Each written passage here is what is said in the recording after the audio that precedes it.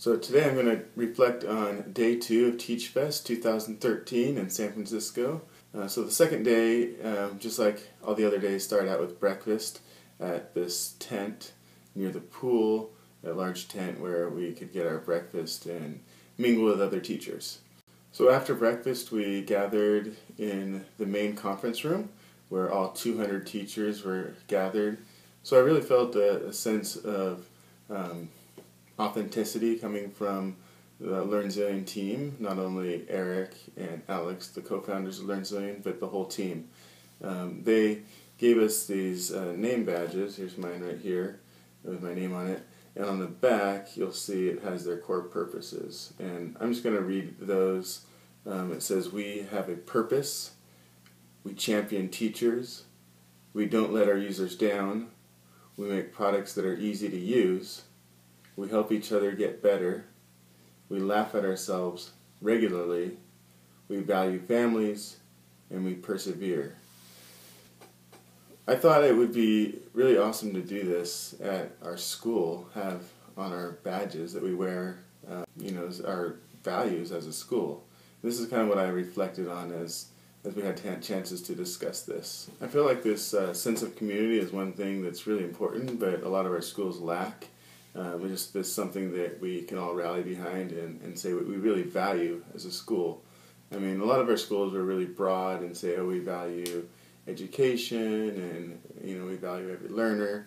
But really, what is our school all about? Like a lot of the schools that I worked at really value being good at taking the test and passing the state test, a high percentage of students. And I think we really need to look at what we really value at our schools.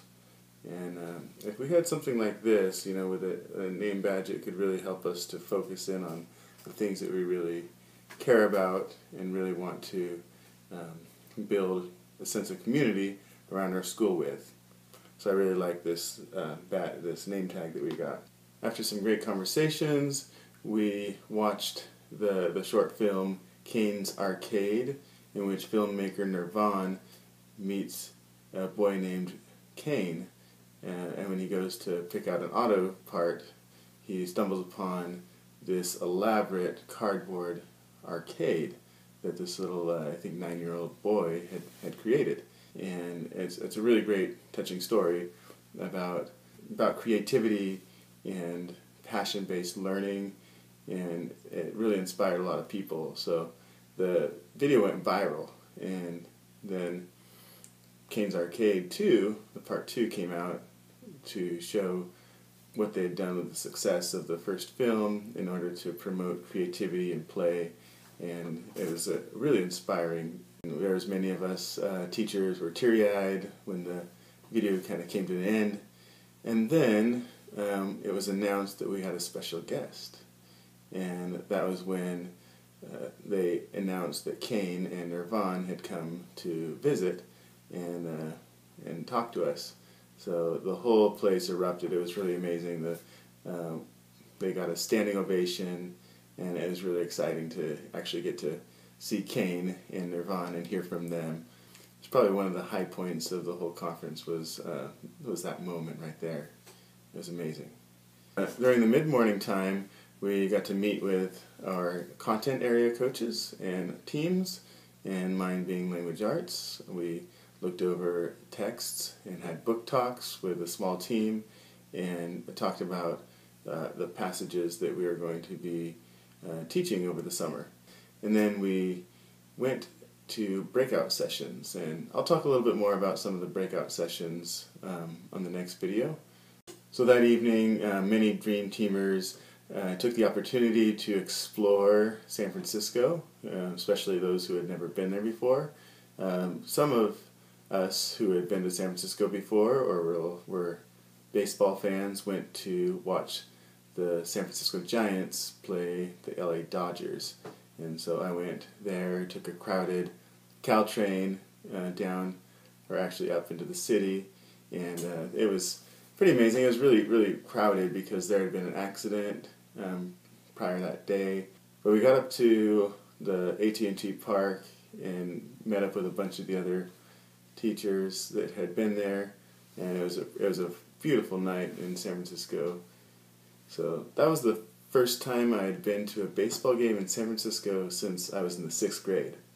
And when I was in the 6th grade, I got to watch the Giants beat the Cubs for the pennant. And they went into the World Series, and I went back home. But it was a good thing because that was the year of that major earthquake that rocked San Francisco Bay Area.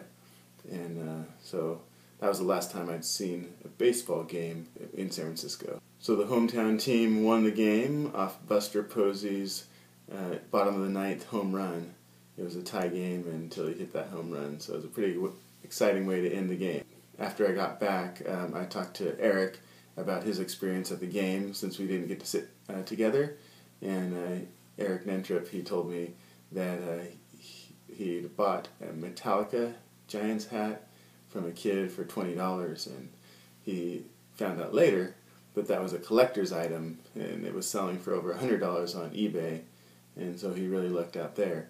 And the second thing is that someone sitting in front of him dropped his wallet, and Eric picked it up and found a phone number in it and called the owner and returned the wallet to him, and the owner rewarded him with $200 bills.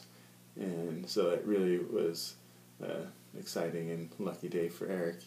And so he was really glad that he went, and it just seemed like he lucked out on so many different ways during the trip. So what an amazing night for Eric. So it was pretty late by the time we got back to the hotel, and that pretty much wraps it up for day 2 of TeachFest 2013. Stay tuned for my next video on the 3rd day of TeachFest. Alright, see ya.